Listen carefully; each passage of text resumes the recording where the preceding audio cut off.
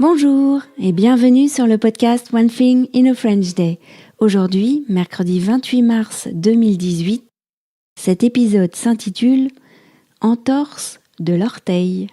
Je m'appelle Laetitia, je suis française, j'habite près de Paris et je vous raconte au travers de ce podcast un petit bout de ma journée. Le texte de ce podcast est disponible en vous abonnant à la newsletter sur www.onethinginafrenchday.com. Entorse de l'orteil. En discutant avec une copine de la marche nordique à propos des cours de kung-fu, je lui disais que c'était toujours aussi difficile. Cela me demande un tel effort physique.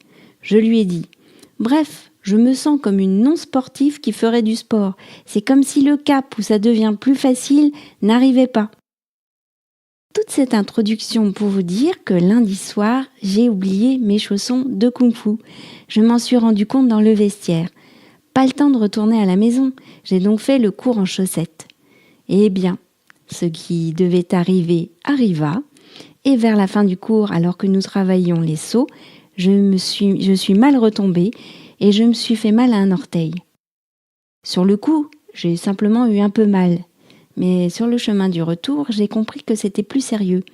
Et quand j'ai retiré ma chaussette à la maison, mon orteil était déjà bien gonflé. Le lendemain matin, Lisa a voulu voir mon orteil. « C'est celui-là » a-t-elle demandé en appuyant dessus. J'étais encore au lit. Mais je peux vous assurer qu'en moins de 2, j'ai été debout et je criais « Oui, c'est celui-là et oui, ça fait mal !» « Tu devrais mettre de l'hémoclar » m'a conseillé Marilyn lorsque nous nous sommes croisés à l'école. Tout à coup, j'ai réalisé que je devrais peut-être arrêter le sport pendant quelque temps. Mais un homme est entré dans ma vie. Le podologue, avec qui nous avions rendez-vous hier pour les semelles de Michaela. Vous vous souvenez de lui ? C'est lui qui adore le kayak de mer.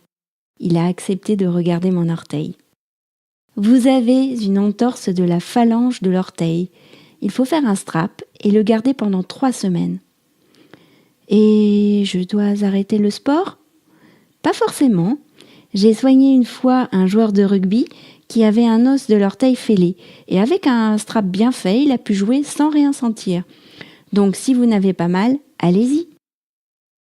En conclusion de toute cette histoire, vous voyez, c'est bien un truc de non-sportif de se faire une entorse de l'orteil. One Thing in a French Day, c'est fini pour aujourd'hui. Vous pourrez retrouver le début du texte de ce podcast ou vous abonner à la newsletter sur www.onethinginafrenchday.com. Si vous avez envie de m'envoyer un message, voici mon adresse email frenchday@gmail.com. À demain!